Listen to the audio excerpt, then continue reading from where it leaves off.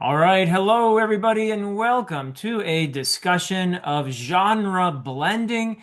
And my guest today is none other than JCM Berne, the author of the Hybrid Helix series. I like to call him Joe, though. Also like to hang out with you, Joe. So welcome. How are Yes. you doing? Thank you so much, Dr. Chase. I appreciate that. I'm doing great. Looking forward to a huge blizzard tomorrow once again, Yeah, which apparently is going to bury us all once because we again. didn't have enough snow here in the northeast of the United States, did we? Right? We moved north, and when we moved an hour north of where we had been, and we did, there hadn't been like a snowy winter in a couple years. We're like, well, global warming, I guess that's done with. And then ever since we've been getting hammered last two Yeah. winters, I'm like, okay, we were wrong. It's all Figures. good. It's only because you moved there. That's why. We brought the snow. We moved here, and I left I lost my snow brush. So so of course it has to dump a foot on us now every other week. Maybe I should Absolutely. buy another snow brush. Maybe Yep. set up a collection. Everyone in the Northeast should chip in and buy me a Nice snow one. brush, maybe a Yeah, couple shovels. a nice I don't one. know. So the occasion here is that I just recently finished listening to a wonderful story, the Thank second you. book in your series, Hybrid Helix. It's Yeah. called Return of the Griffin. This was after especially enjoying the first book, which is Wistful Ascending. And there's book two, Return of the Griffin. I love how you titled all these, Joe. All the titles have at least two possible meanings to them At least least. In that. this case, this is the return of our protagonist. He's back Yes. in another book, but also he's returning to his home planet, which happens to be Earth. Yeah. And that is a reunion that is, let's just say, a little bit fraught. We'll put it that way for now. Mixed And feelings. mixed feelings. Now, if you know a little bit about the series, you know that our protagonist, Rohan, or the Griffin, as he's known, he has some supernatural abilities, which, No. there's a sci-fi explanation for where these come from. But on Earth, he's also basically like a superhero. And you have other Yeah. characters Yeah. who are superheroes. Yeah. So this is a science fiction and comic book blend, which Yeah. is, Yeah. I love that. I mean, I grew up with comics. I've said that a few Yeah. times on the channel. Big fan of Oh yeah. Marvel, especially, but I also got into some DC. So there were all kinds of lovely little, cameos or little shout outs to some of them made me laugh a ton. You Oh, made good. fun of the Hulk's perfect Oh, Alliance. You made fun of Captain America. You made fun of my favorite yes. X-Man, which is Nightcrawler, who's Bamf. I mean, come on. Banff. Oh, I forgot about Banff. I forgot. So you had I fun did. here. I You had did. fun here, didn't you? But I thought you'd be the perfect person to talk with about genre blending because Yeah. a lot of my favorites are authors who just go for it. They don't care about boundaries. I think of Stephen King's the Dark Tower series. Right. Where, what the heck is this? Is it horror? Right. Is it fantasy? Is it sci-fi? Is it a Western? What is this? Or Yeah. Mark Lawrence regularly. It's debatable if it's science fiction or fantasy or Sure. post-apocalyptic something or other. But yeah, And yeah, and there are people who do it well, yeah, and then there's people who do it, I think, poorly, which is, like Anne McCaffrey, I think, did a bad job of it, right? Where she uh-huh. wrote a fantasy not series, and then she's like, actually, it's all science and it's science fiction, and you thought it was fantasy, you were just wrong through You're all talking 10 about the books that you Dragon Riders read. of Pern. Dragon Yeah, Riders of Pern. It's like, come on, Anne. Like, just it's fine. It's fine that you wrote a fantasy. It was good. People loved it. I mean, we can argue about the merits and demerits of the Dragon Riders of Pern. That's a different argument, different sure. discussion. There's some questionable stuff in there by modern standards, but still, generations grew up loving those books. Um, And that's a but good point, though, because and it'll strike different readers differently. But when you yeah, do blend genres, you are taking a chance because you're kind of disturbing the reader in a way. And for some readers, it will be more disturbing than innovative, yes, right? it is a marketing and like writing risk, absolutely. And I have had readers because Rohan's there are like similar stories that are straight science fiction where the characters have like cybernetic enhancements or something.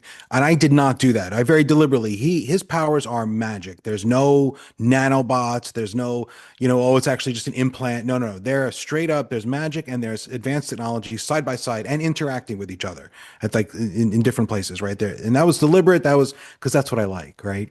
But it's audiences have a tough time with it, even though, and I keep saying this, even though it is the most like this science fantasy blend is the most popular genre in the world.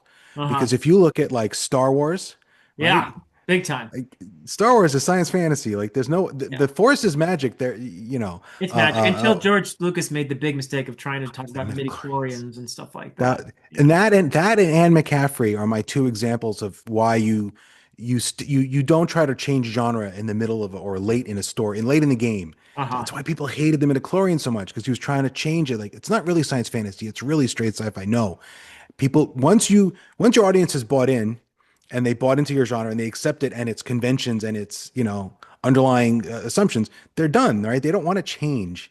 Huh. They bought it, right? And don't take it away from them. So that part drives me crazy too as a Star Wars fan. Uh-huh.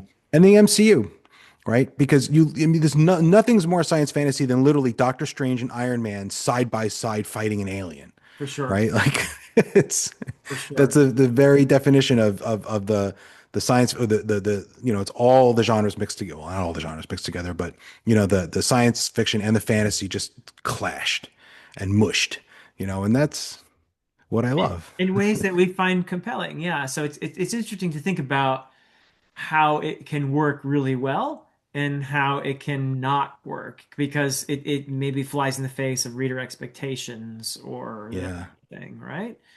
Yeah, it does. Again, people get used to making a certain kinds of. I'll allow for, and even science fiction fans, there's a way that science fiction plays out that people are happy to allow. Like they'll allow warp drives are fine. Some things get lumped in there that are weird that don't really make sense if you think about it too hard, like telepathy, like Uh-huh. psychic powers, like telepaths. Like you'll have very straight sci-fi, you'll have telepaths in there or people with ESP, but they won't cast a spell or like sacrifice a goat to an elder god to get some effect. Like that's not part of sci-fi, but telepathy is for reasons.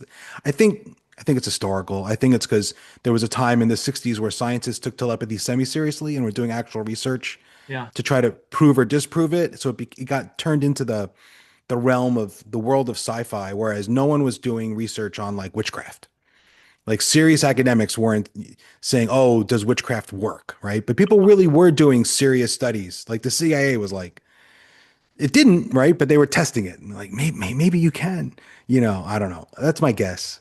So in But Return of the Griffin, you have a bunch of characters who are superheroes, and you could just yeah. stop there, right? I mean, they're superheroes. Their powers come from various places, though. You do have a telepathic character, for example, Oh, and um, yeah, who uses her power to change the mood. And yeah, yeah, there are characters who can, through a magical artifact, cast a great big light that is, powerful, and you've got yeah. all kinds of interesting characters with different powers.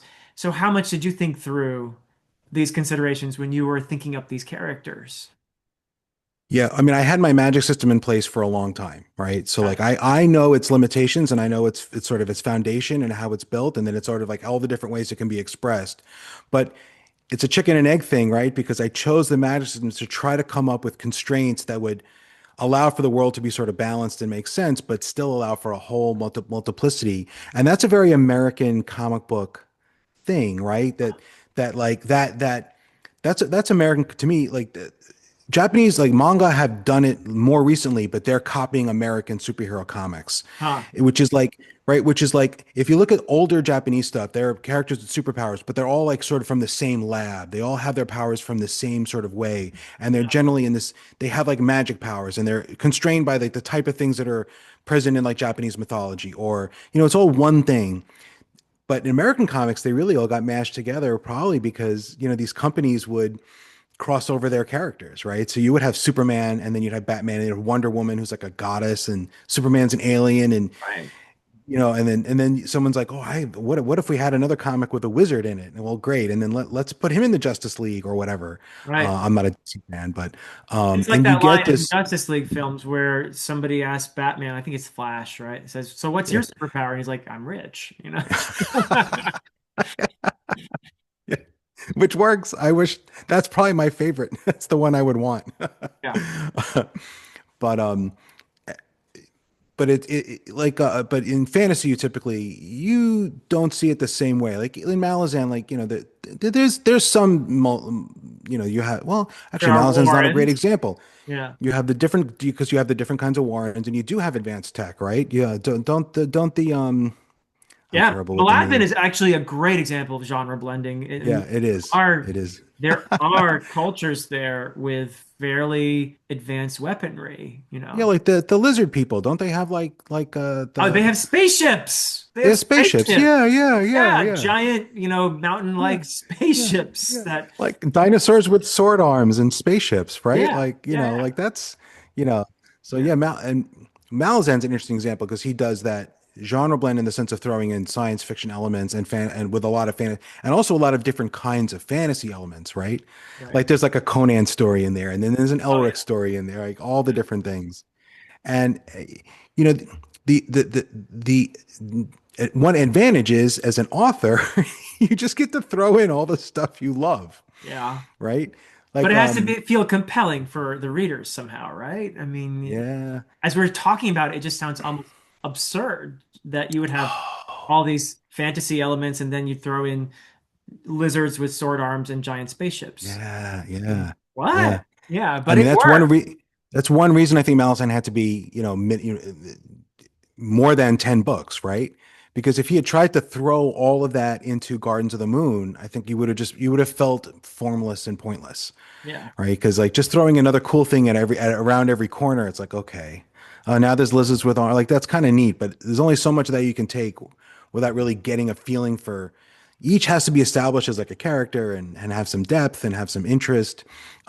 So does it help to What else? have some kind of unifying concept? Like in the Dark Tower, there's the multiverse, and Yeah, you can explain away a lot of things by just saying, "Oh, it's the multiverse," you know. So in this world, you have this, but in this other world, it's like this.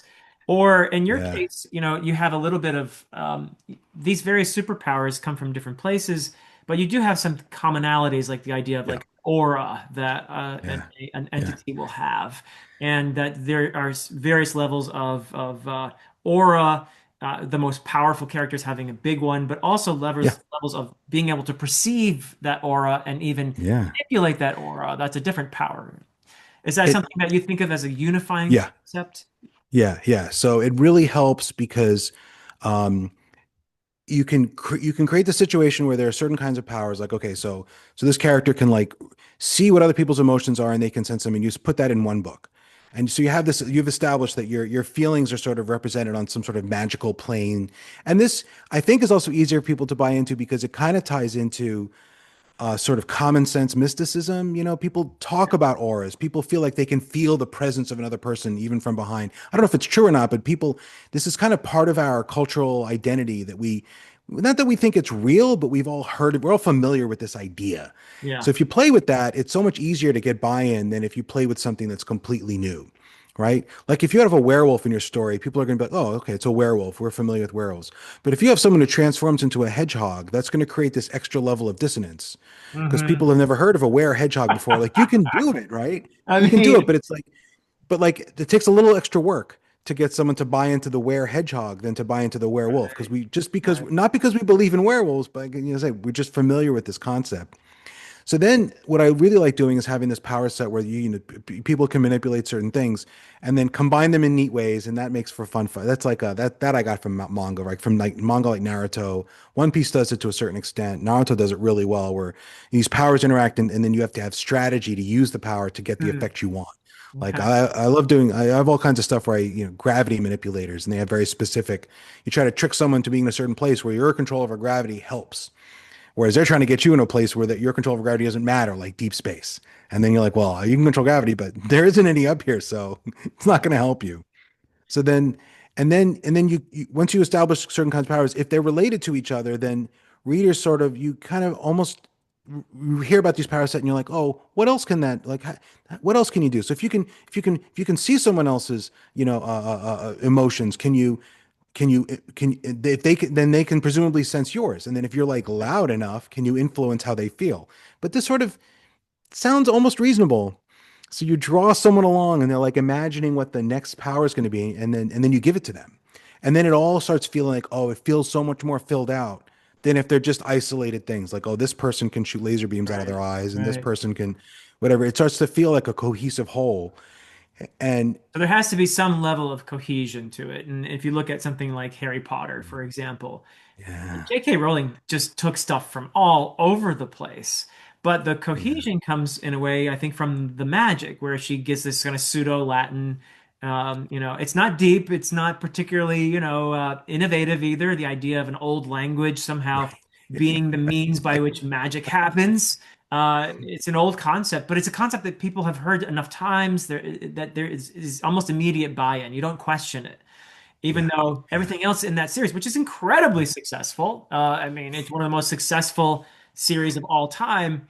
But it really is a hodgepodge of creatures and monsters, but also of genres because yeah, it's fantasy, but it's also mystery, and it's also a yeah, genre that Americans are less familiar with, but British people would be very familiar with the sort of boarding school kind of yeah. narrative, right? Right, It's right, got right. all of us really nicely blended together and unified by this magic school where they rely on Yeah. this pseudo Latin language in order to make the magic happen, I guess, right?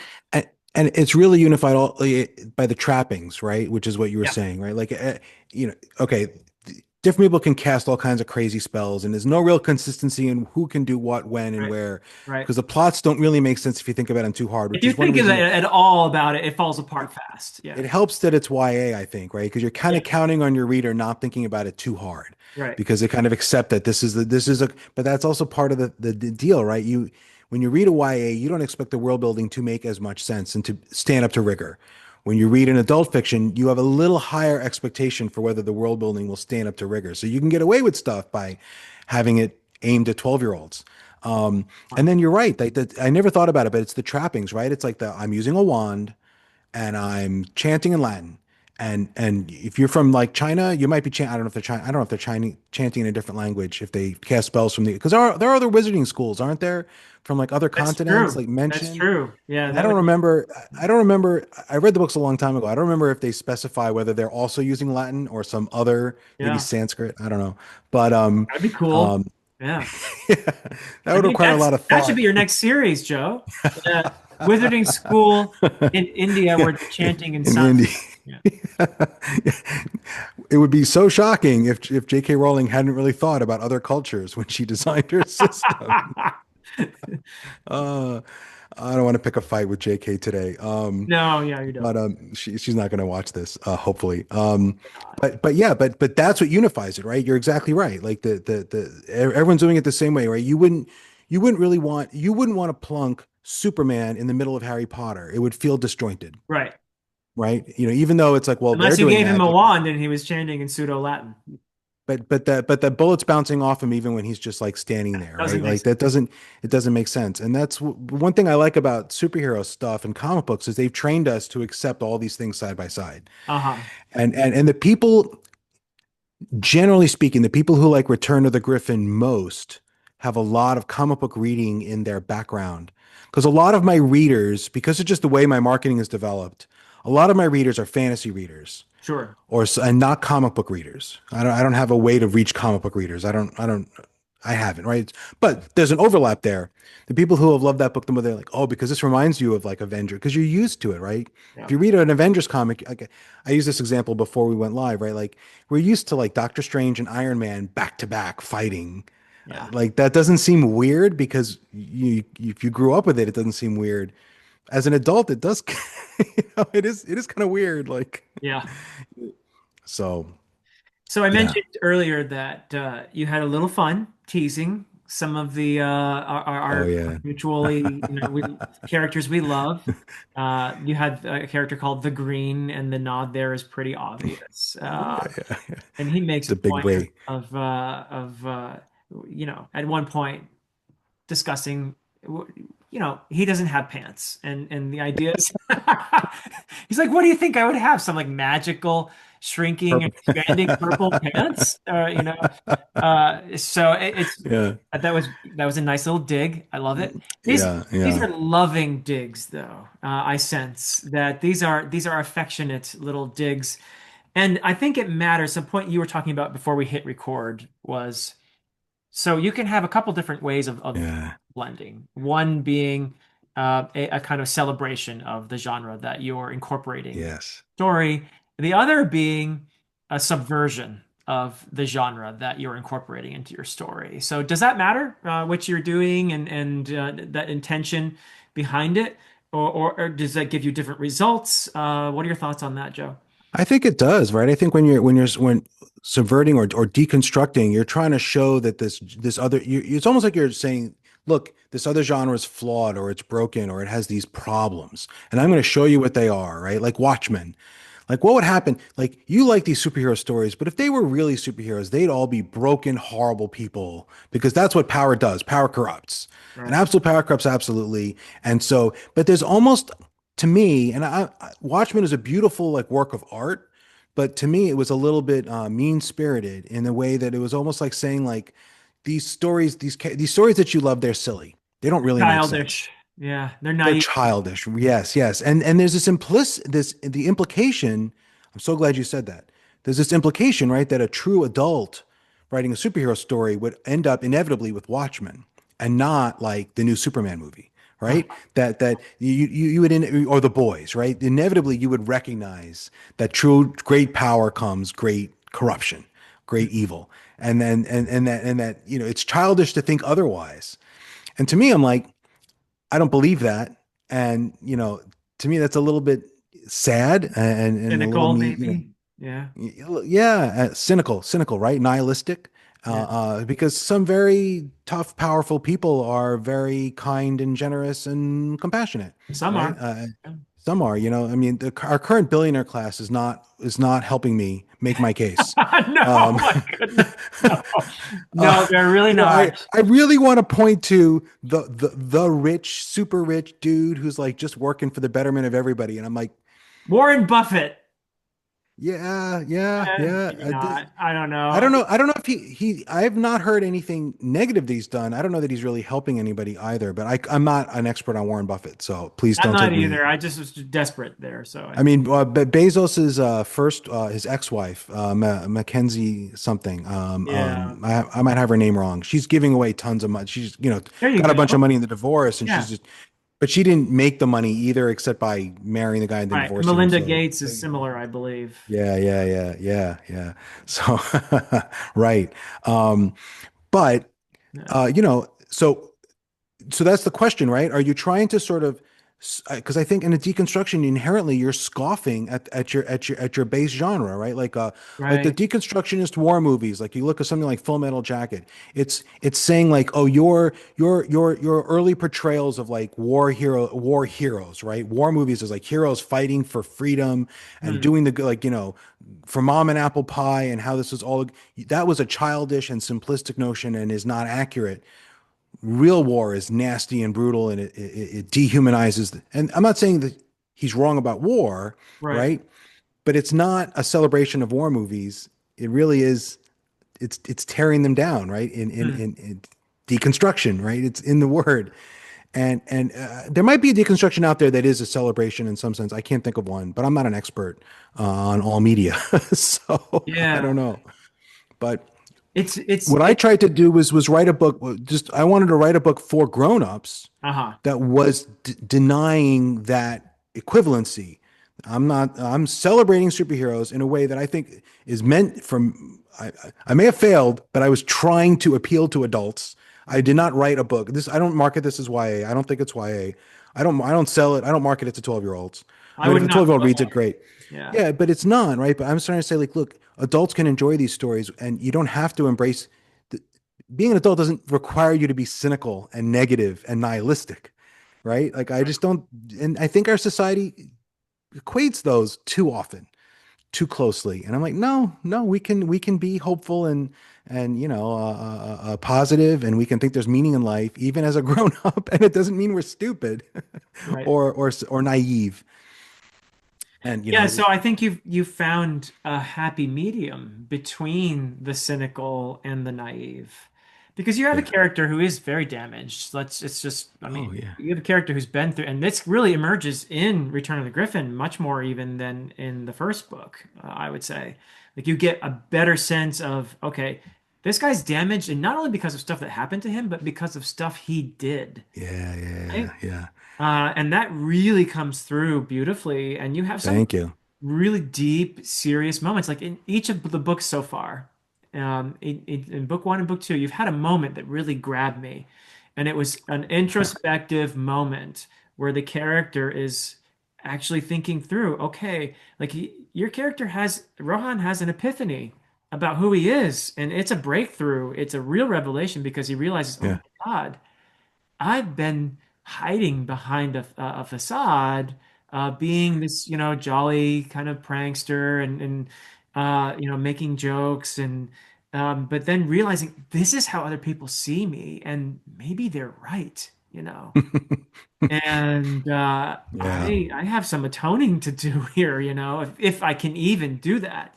That's some really deep character stuff. So that's why I do think it's more adult too, by the way, Yeah. is you do have this really deep, journey for this character, some serious stuff to work through, and part of that, Yeah. I think, really genius because you're taking the trappings of the genre, you're taking the superhero stuff, you're taking the science fiction stuff, you're taking the fantasy stuff, and you're giving that a very personal feel because you've got a character who is going through some things that logically, yeah, I can understand where people who make the boys come from, where they're thinking, yeah, if you had superpowers, you'd probably be a jerk. You'd probably, at least break a few bones that you shouldn't have. You do some things that. So you've got an element of that here too. But Yeah. you don't go as far as, and so if you have these powers, you're going to be evil. It's not this inevitable thing. It's more like it's a struggle. And we see it playing out Yes. with your character. So there is a happy medium, I think, between naive and nihilistic, right? That there Yeah. you can be hopeful, but also acknowledge the reality that this is an ugly world in many ways. That there's a lot of trauma, Yeah. suffering, and a lot of times people with power abuse it or Yeah. use it in a way that is thoughtless. Um, Right. Right. so right, I think that's where you've landed here, That was the goal, right? Because I mean, I feel like as I mean, I'm not Rohan's age, right? I'm an older person, and so like a right? big part of my life is sort of like looking back and saying, I wasn't always as nice as I could have been to certain people around me, and I don't want to go into detail and say I've never committed genocide, right? Like I'm not Rohan, Right, but it's like the tension of being a 55-year-old. You're like, wow, I was kind of a jerk. I have like a sharp sense of humor, and I can be very insulting, and I can be very casual about it. Much less now than I used to be. Right? People who knew me when I was younger can attest. I could be very kind of mean in the to be funny, right? And so you get to a point and you're like, well, how do what are you going to do? What are you going to do about this guilt or this burden, right? What can you do moving forward? And to me, it's all like Sartrean existentialism. It's all like you just have to recognize that you are not a thing with a fixed set of properties that is in like a chair. You are always in the process of becoming and reestablishing yourself. So what do you do? Like the first step is you pick yourself up and you move forward and say, I'm going to be less mean. Like if I was mean, I'm going to stop being mean. And then you try to find ways to get like yeah, a redemption for it. You try to be nicer and be a positive where you maybe in the past you were negative. And I'm like, well, how can I? No one wants to read about me, or I guess maybe people do. Maybe literary fiction would be about someone like me going through this sort of process, but that's boring. So what if I can have that same story, but it's about a guy who punches spaceships and yeah, giant monsters, right? yeah. Because that's more fun, and then we can sneak in the stuff. And there are people who definitely read the books and don't ever think about the redemption story, because I'll see reviews where people will say, oh, it's a popcorn read, it's great, you can turn your brain off for a few hours and suck up this book, and there's going to be punching and there's going to be quips, and And and dinosaurs, giant and dinosaurs and giant sharks, right? although no Oh, the sword art. giant sharks. Giant The sharks. I should Four-legged giant sharks. well, I should have put sword arms on the giant sharks. I wish I thought of that when I wrote the book. They should have had like sword arms or something. Yeah. Um, yeah, I didn't do that. But Oh and well. then but you so I always my goal is always to write books where you can appreciate them on the superficial level, but then if you think about it a little more, you get at some of those thematic elements, Yeah. but the superficial level is still fun. Like you're still getting the giant sharks. Trying to convince people that the giant sharks were meant seriously was very hard. Like I remember I had a long conversation with my cover artist, and he's like, "Oh, giant sharks. So this is like funny. Like they're goofy." And I'm like, "No, no, the giant sharks are not in any way goofy. Right? They're meant to be very serious. They're It's like pretty freaking scary, actually. and people who read the book usually feel that way, but people Yeah. who hear the book described usually assume I'm being a goofball. And I'm like, no, they're really not. And we're talking about global extinction here. Oh yeah. Yeah, yeah. Yeah. A lot of people die. That's other people sometimes just call my books cozy. And I'm like, a lot of people die in these books on page and off page. Like it's not that cozy. To the tune of There's a millions even here. Yeah. Oh yeah, yeah. I forget the final body count in. I mean, most of it's off page, but even on the page, quite a few people. He kills a bunch of people in book one, by hand. Quite gruesomely. So, And you you also know, managed to bring in vampires too.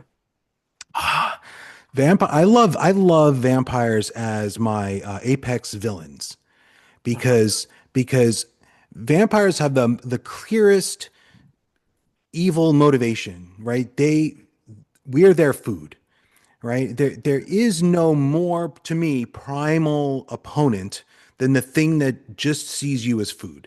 Yeah. So I love vampires, and I bring in you start to get a taste for the some of the longer in this book, right? Because genre blending, right? Got to No, have a wait, little no pun Cthulhu intended in there there. with you start to get a taste, right? I mean, Right. No pun intended, but I'll take it now that it's out there. Yeah, I got to bring a little Cthulhu, right? The old ones, a little bit of mysterious, like planet. Like I always say, like, oh, my books have, they have everything. They have vampiric, I mean, planet-sized it's really something. You just cephalopods. if you just make a list of the stuff that appears in Return of the Griffin, you've got Yeah, vampires, you've got giant yeah, sharks with legs, yeah, yeah, you've got spaceships, you've yeah, got superheroes in spandex, yeah, yeah. you've got what else? 100 million-year-old dinosaur wizard. Yeah, a hundred Yeah. million year old dinosaur wizard. Li- li- List, Amber, and Spiral were the first characters I wrote in this universe. Really? So the first book, right? So I'm the kind of writer who like I wrote books like I have like 3 or 4 books I finished before Wistful Sending over the course of like 20 years. Huh. None of them are good, right? You know exactly what I'm sure as any other author knows exactly what I'm talking about, right? You have a lot of trash. And then I have a lot of like first 2 or 3 chapters written of a lot of projects. Like every few years I'd be like, all right, I got to write this book, and I'd write 2 chapters and then I quit. Right. Uh-huh. So the one of those was List and Spiral and Amber. So there's a backstory there with those three that predates Rohan by several years. So that was Wow. like the beginning of the universe. This whole setting started with List. It was No. before I came up with the idea for the hybrids or anything else. But this idea of this, she's my Doctor Who analog, right? This very powerful character who's like running around fixing things and has like assistants and has been around for a very, very long time. So she doesn't time travel like Doctor Who, but she's, fixing problems here and there and like traveling around in her magic wooden boat. It's not a police box, but it's a boat, The right? boat. So same idea. Yeah. Um, Huh. and I like those characters. That's another genre blending, right? I bring a lot of Doctor Who elements into these books also. If Yeah, so you I mean don't know like how, a character like Wit in Brandon Sanderson's Cosmere, characters who make these cameo appearances, often mysterious and wise and that yeah, kind of thing. They just know stuff and they just pop in and then pop out. That kind of yeah. character. Yeah. Yeah. Those are fun, right? And that also adds to what you were saying, this sense of cohesion, Yeah. right? Because you can infer that there's a unifying sort of so people, if someone understands it all, then it all makes sense, even if that person is not the reader, Hmm. right? But Wit understands it all. Therefore, there's a structure and a logic to it, even if you don't know what it is. It's Right. like how you've read Glenn Cook, right? The Black Company, I I've read the first assume. three. Yeah. Yeah. Okay. So here's what I love about what Glenn Cook does. This is an aside, but you can tell it's a hard magic system, but you never learn the rules of the magic system. But there are wizards in the world who kind of know because you can say to them, "Hey, this other guy, he's way more powerful than you. What could he do in this situation? What do we have to worry about?" And that wizard will give you an intelligent answer. Like, okay, he can do this and this, but he probably can't do that and that. And you, as the reader, never get the full scope of the rules, but they're implied, right? They're Right. implied because there's a character there who does, they clearly understand the rules. They kind of get it. Again, never explicit. They never say like, well, this is the full list of all the things a wizard can do. You never get that, but they must know it for them to be able to answer the question. So it's implied. Same thing so you can get this, you're talking about how can you get cohesion, right? When you're genre blending, this is another Right. way, This is it. right? If there are people there who get it all, if there are people there who understand it, even if it's not explained to the reader, Right. right? And also having the different elements interact intelligently, I find. And this one thing, I don't It's know if like Star Wars, juggling a whole lot of balls. So yeah. yeah, oh, yeah, yeah. And then you have to try to pull it all together by the end of the book, right? And then Right. I know, I've had many people get 2/3 of the way through like Wistful Setting. They're like, I don't know how you're gonna like wrap this up. And Yeah. I'm like, well, finish the book, and then you can you can tell me if you thought I finished it or not, Yeah. and we'll have that discussion then. Don't bother me now. And then they come back, 15 chapters later, like, okay, I think you got it. All right, we're good. Right. But but the real challenge is making it feel cohesive. I agree with you 100%, right? And I don't know that I've thought then there's techniques to do, Right. we talked about a couple of the big ones. I really do like a person has power A. If you can put someone else with like something that's very similar to power A or like matches with it or like is next to it is better than just having someone else with like power C that's completely unrelated. You can feel more uh, uh, like it's one thing, you know. And there's something just to be admired about somebody who pulls off something like that. Like in my own books, I have a relatively, I think, straightforward task, which is Yeah, I have magic in that world, and I call it the gift.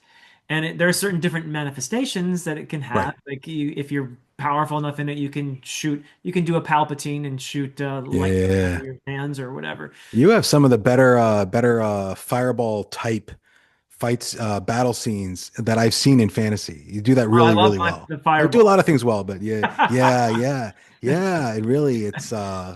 Yeah. It's very visceral the way you pull that Uh-huh. off. I like that a lot. Yeah. And they can control animals, which adds a whole nother. Yeah, so the whole premise, though, for me, the unifying concept is, and I get it essentially from Buddhism, Right. which is, the idea that everybody is impermanent, but we're also part of everything, that we're all connected. So there's impermanence and connection. And those twin concepts are really what underpins the magic in the Adan Right. series. Essentially, using magic means on some level you're in this realm of origins, which is where you can understand that you and Yeah. the thing that you're trying to manipulate are one, and that once you've Ah. made that connection, you can manipulate away, whether it Oh. be an animal or it be an element as simple as fire or whatever it might be. You're one with everything when you're in that mindset, when you're in that realm. So that's the thing behind the magic for me. But I Yeah. feel like that's pretty straightforward. I mean, if it's genre blending, I suppose it's, blending fantasy with Buddhist philosophy, maybe. Well, I mean, there's certainly no reason you couldn't write a series set far in the future of, the Adan trilogy where Yeah, they have developed rocket ships and people still have the gift and you could right. explore. I mean, I'm not saying that's something you want to do, but it's certainly possible, right? Yeah. It's so funny because my magic system is the opposite. Hmm. Almost exactly, because I start with Cartesian dualism, right? You have like the mind, the Yeah. mental plane, and the physical material world, and Yep. we know they meet because I can pick things up. So my mind, and then it's like, well, what if your mind could interact with the material plane on a higher? Some people could do more than just Yeah. make their own control their own body. They could, lift something without making their arm touch it, and Right. then everything extrapolates from there. So everything is about the distinction and separating, and then I guess how they combine back together, but but it's all based on like your mental substance is more deeply integrated with your physical substance than with anything else. That's like Right. the other core of it. So it's almost the opposite. And Descartes, because I was a philosophy major. But the key thing here is that you have this concept that Yeah, underlies the storytelling, and you have to be yeah, consistent with that, right? yeah. And that's important for the immersion, for the believability, for the ability of the reader to, And people suspend sense their it. disbelief. And here's the thing that I go back to hard magic systems as another example of the kind of thing that readers can sort of sense it even if it's not on the page. Like Hmm. I don't fully explain the magic system anywhere in writing that people have seen, or I don't think I have, right? Not in the books, certainly. But the fact that I have this coherent underlying principle, so I can figure out like what people can do, and then there's stuff that they can't do, and I know why, right?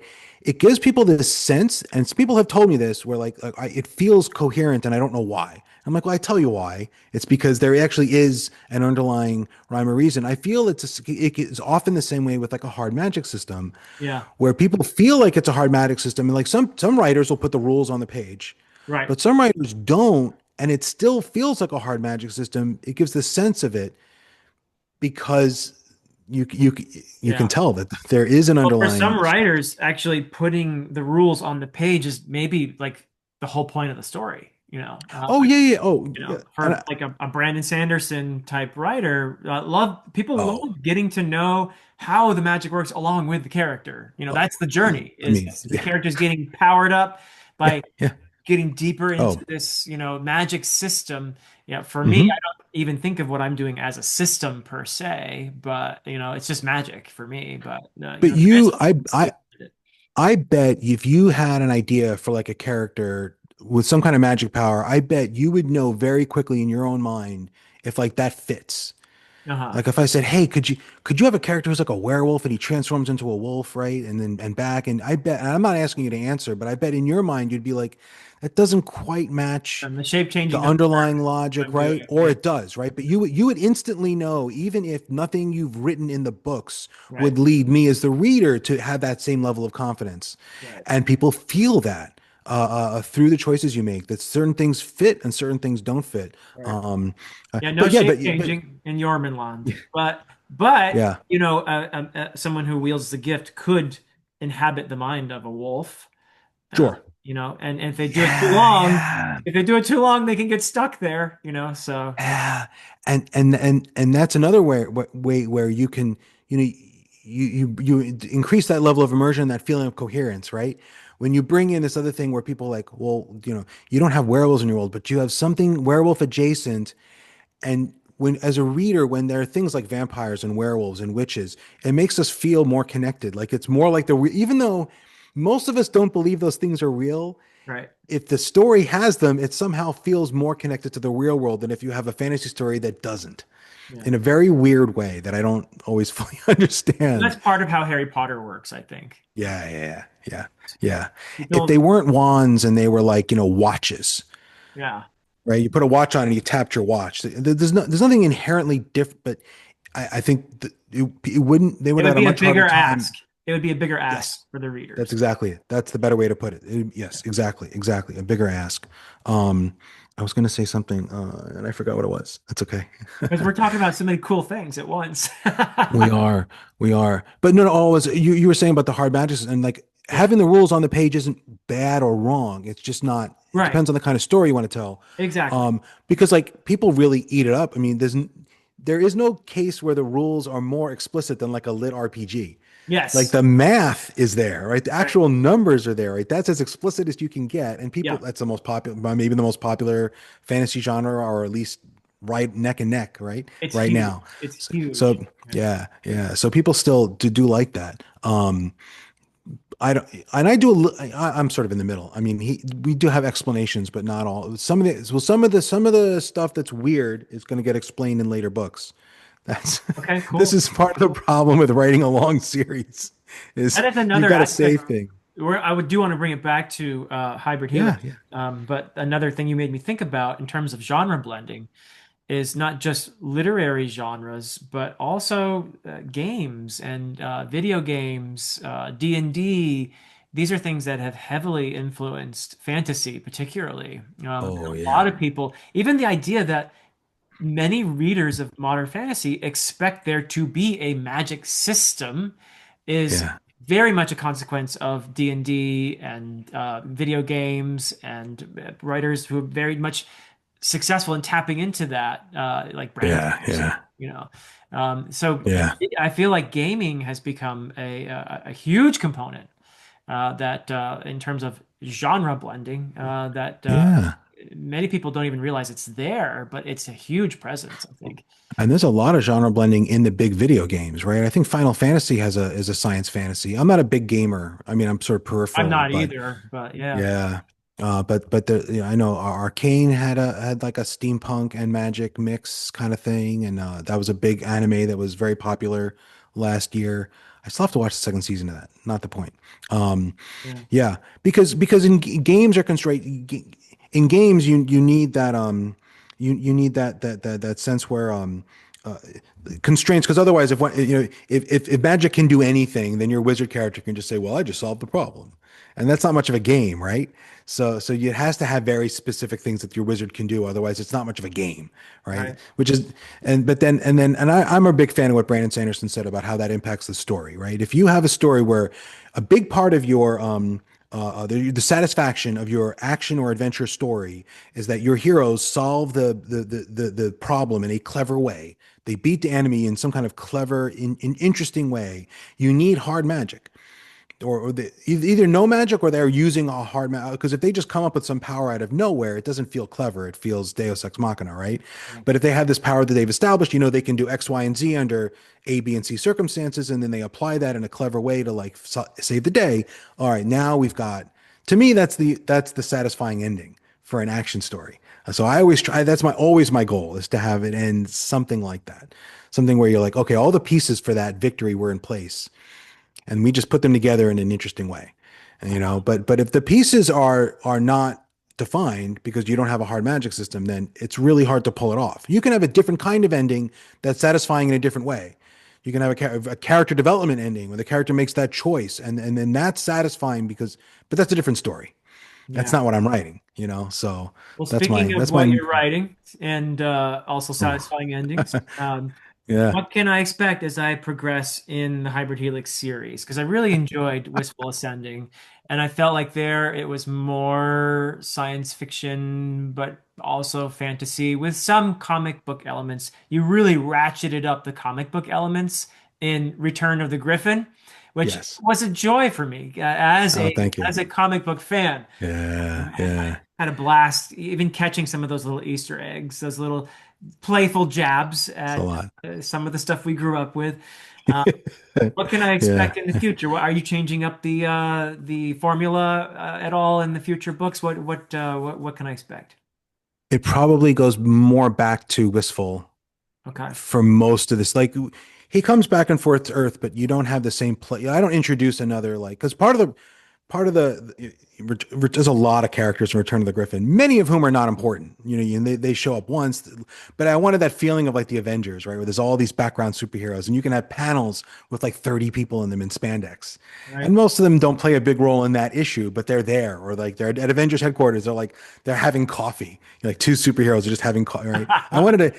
And I like that sort of that I wanted to convey that feeling, but I didn't keep it up because it's hard and Yeah. it just wasn't.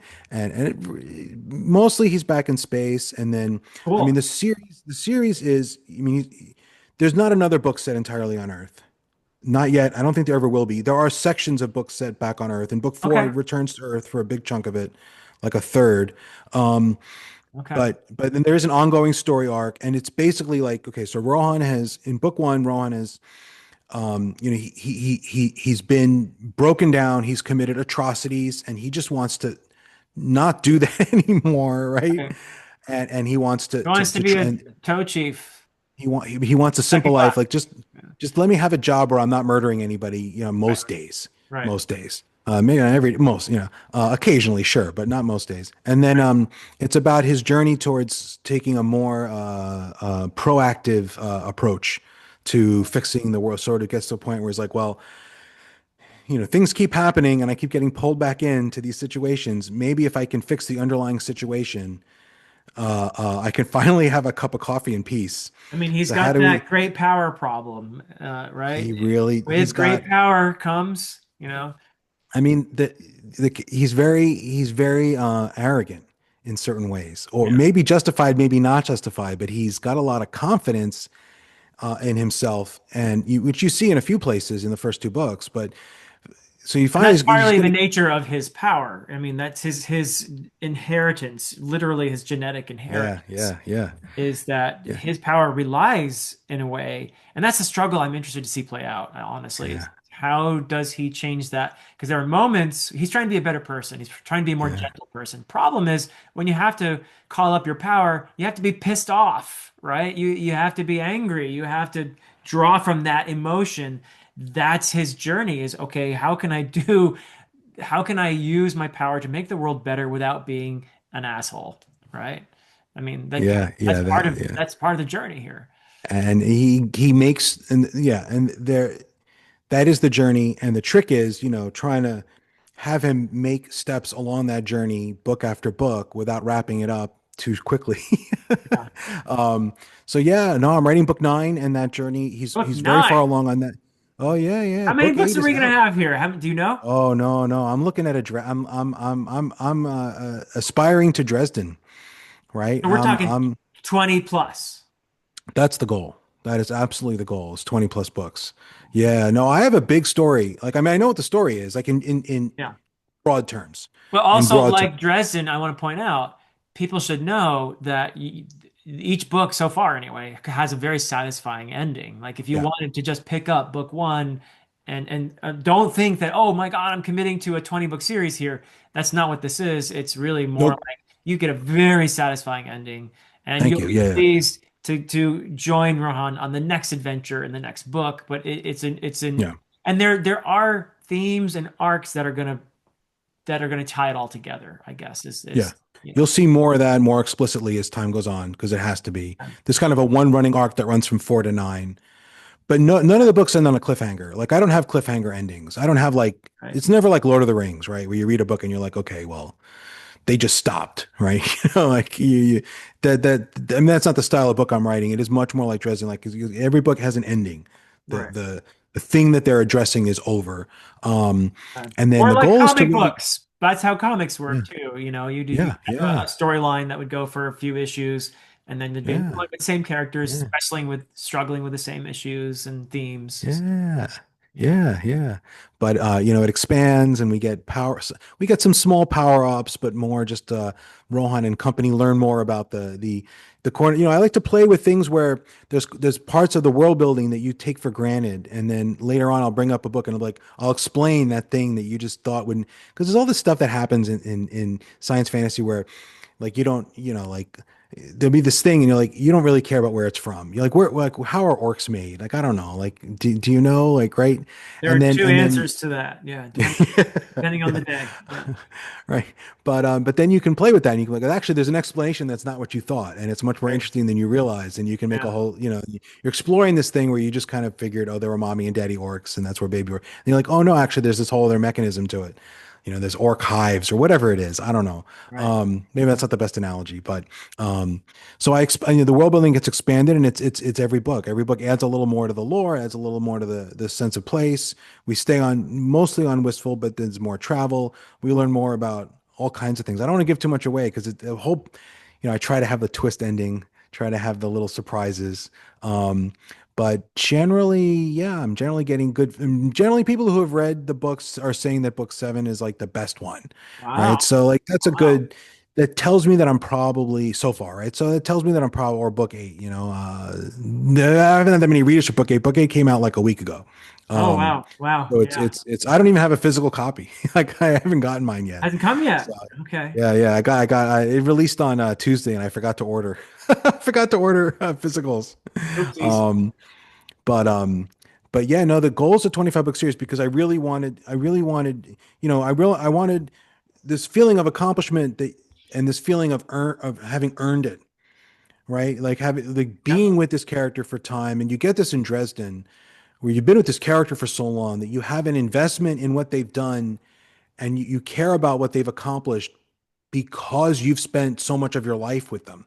And it's you just can't do that in one book or a trilogy, right? You can't get the same thing. You can do some wonderful things in a trilogy, right? Like I'm not putting down trilogies, but there's an extra thing you get from that where, you can have like I love doing this where I'll like have characters pop up, in book, 7 that hasn't been seen since book 2. And it's like, Yeah. what have you been doing? And you can or make a reference. And remember that thing you said, and like actually that turned out to be important, and I'm going to explain it now, right? Uh-huh. You know, it's a unique feeling when you get those threads that are plucked over that kind of distance, Yeah. It gives you right? more scope as well to blend genres, doesn't it? Yeah. Like Oh it man, play this out over all cosmic. these. Yeah. I gotta throw a shout out to the mittens, right? I got a little cosmic horror in there. Things, big creatures with tentacles, right? Nice. Nice. Very different take on my cosmic horror than the mittens, but Okay. I read. There's room in the Yeah, cosmos for more there than one is. take on cosmic horror. Yeah. Oh yeah, oh yeah. So I mean, you get a sense of that in book 2, um, that there's Yeah. scary stuff out there between There's the some kind of stars. sinister stuff out there. Yeah. Oh yeah, yeah, Yeah. yeah. You see, you get, and the fun part is unveiling those things slowly, Uh-huh. and it helps that I know what they are, right? So when you get those glimpses, I'm not making it up as I go along. I'm a planner much more than, not, right? But So, yeah. and To that pull helps with this the off, I think cohesion. there has to be some planning involved. Yeah. Oh yeah, yeah, And yeah. maybe And genre blending, I don't know. Is that something you can do instinctually, or do you have to be more deliberate when you're doing it? I don't know. Probably it's both, I guess. if you want your world building to make sense, you really need to spend extra time thinking about how these genres play together. Like Uh-huh. you can put out a pretty generic sci-fi world without putting in a ton of thought into the world building, by just making it pretty similar to a lot of the other sci-fi worlds that are out there. Right. And the same thing for you can make a pretty standard. There's a you know what I'm talking. There's a sort of a standard fantasy world, Sure. sort of European medieval, right? Feudal system, right? And I'm not saying that that's necessarily bad, but it's sort of there for you to take if you need it to tell your The story readers will in. immediately recognize it. Yeah. Yeah, yeah. And they won't question too much of whether or not the economics make sense or the wizards make, like Right. because we've been trained to accept it. And that's the risk in genre blending is you've got to put a little more thought into it, because otherwise you'll run into things where these two things shouldn't coexist or we're gonna have problems, right? Like, You have to why explain wouldn't that. someone? You have to explain that somehow. Yeah. Yeah, yeah. Or count on you yeah. You have to explain it or count on your readers not to care, but that limits your readership, right? A lot of readers will care. So Yeah. it helps to have it all figured out. I mean, it helps also like this world is very, very much one that I've worked on some ways for Right. many, many years, Right. right? Like I've written, it's not exactly the same as the setting that I worked on, 10 or 15 years ago, but a lot of the elements are similar. So Yeah. when you do that, when you make it like a multi-decade project, it's again, that adds to the coherence. Yeah. People The have this trick sense that it's, the trick is to do that explaining also without the reader realizing that you're doing the explaining, right? oh You don't want it to feel info dumpy or anything like that, right? yeah. So, yeah. I'm allergic to info dumps, and reading them bothers me too. And yeah, and letting out the details and little dribbles that's just the joy. That's a joy of storytelling to me, right? Yeah. That's so much fun to let out these little snippets. Like there's a snippet in Wistful Ascending where he's asking a question, and someone's like, "Oh yeah, like souls can't travel between the stars because there's stuff in the spaces between the stars, right?" Ah, And it's one line, but that like in Return of the Griffin, you're like, oh, we know a little bit more about what's in there. right. And like in book 7, you learn a lot more, right? So it's like you layer it, and that also adds to the reread value. But you need to know it all up front, right? You need to know what's there at the beginning, so that line can be in that book, even if you don't end up plucking that string for 4 more books, Yeah. right? That's where the fun. That's the fun part for me is leaving those little threads and then playing with them later and bringing them back up. Yeah. Well, I'll So tell you what, this has been a fun thing for me to read I'm your book. glad. and have the Thank you. opportunity to chat with you, not only about Yeah. books, but about genre blending. It's a conversation I hope my viewers are going to enjoy as well. Yes. And I do recommend everybody, if you want to read some great stories, pick up the Hybrid Helix series. I Thank can you. put a link in the description, Joe, if you'd like, to where they could get them. I've been using the audio. Appreciate that. I really enjoy the narration a ton for both books. So check out the if you're an audiobook listener, check out the audiobook versions. But if you prefer the physical books, they're lovely. The beautiful covers, by the way, the art is Thank you. fantastic on the covers. I love Chris it. McGrath, Dresden. Yep, the same. All but one cover is the same artist who did the Dresden Files, Chris Nice, McGrath. nice. So yeah, And you can feel a lot of that genre blending right in the covers too. Like Rohan's kind of wearing a superhero suit, but it's also his uniform on yeah, Wistful, which and yeah, and constantly that is a gets made giant fun of. shark in the background, There's a giant shark. We can't right? see it I from can't here. tell you how many people look at this cover and they're like, I never even realized there was a shark there, and I'm like, really? What? It wasn't big enough? Like, how did you miss it? Like, I don't. This is actually probably my second favorite cover in the series. That shark, by the way, Um, would have to be at least a couple miles away. oh yeah. That shark is not Oh, right behind him. That shark is oh no. way in the distance. Because we're talking, when we say giant, we're actually talking about like humongous, right? We're talking I about what's the scale I here? Bigger Yeah, than a like city? a football field and a half long, right? Okay, So, okay. That's so pretty I big. think, I think, I think I figured that, and I think I had to go and I was on Wikipedia looking up like the weight of like a megalodon and the length, and then I'm sitting there, I'm like, okay, so take that and then cube it and multiply it by this much because that's how much bigger this thing is, and then as how much should I add for the legs and arms? And I'm trying to come up with, like within a couple orders of magnitude, how much this thing would weigh. This There is, would have to be some magic involved in that thing actually being oh able yeah, to surface and oh yeah. yeah. Oh yeah. Well, if there weren't, they'd be easy to stop. That's Yeah. the Yeah, that's yeah. that's that's the trick. Yeah. I don't know how and the other sad part is my wife is terrified of sharks Oh because no. her parents took her to see Jaws when it came out in theaters and Oh, she sat in the that front that's row good. and Yeah. she's we're 55. So I think she was 6 or 5 when it came out, front Oh row for no. Jaws. And she is still terrified of sharks. Like I took her to the Baltimore Aquarium and we couldn't she had to like hide her face in the shark tank because you go inside a giant shark tank. Oh. So I can never have that book out, right? I can't. Like I once wanted like You're telling me she all the noticed the cover. shark on the cover. Yeah. Yeah. Oh yeah. Oh yeah. I wanted posters of all the covers like on the wall in my office, Yeah. and I'm like, I can't. I can't ever have book two because she's like her desk is like right on the other side of this desk. So it's okay. It's okay. It's just kind of funny. She's She's like, worth "Why it. did you make a shark to spite me?" I'm like, "No, it just it made sense." I'm sure she's totally worth you not having the posters. Yes, yes. It is a fair trade. It is a fair trade. Yeah. She's a good You're wife. probably coming out. You're probably coming out on top even there. So yeah. Yeah, yeah. Yeah. So it's all good. It's all good. Thank you so much for having me, Philip. I really Yeah. appreciate these talks It's and always fun chatting with you. you're a And treasure. well, I appreciate you. And Even though you didn't bless me with the candlelight, Philip. yeah, the other day I was trying to be in a discussion with my friends Brian and John talking about Magician by Raymond Feist, and the power went out 15 minutes before the discussion.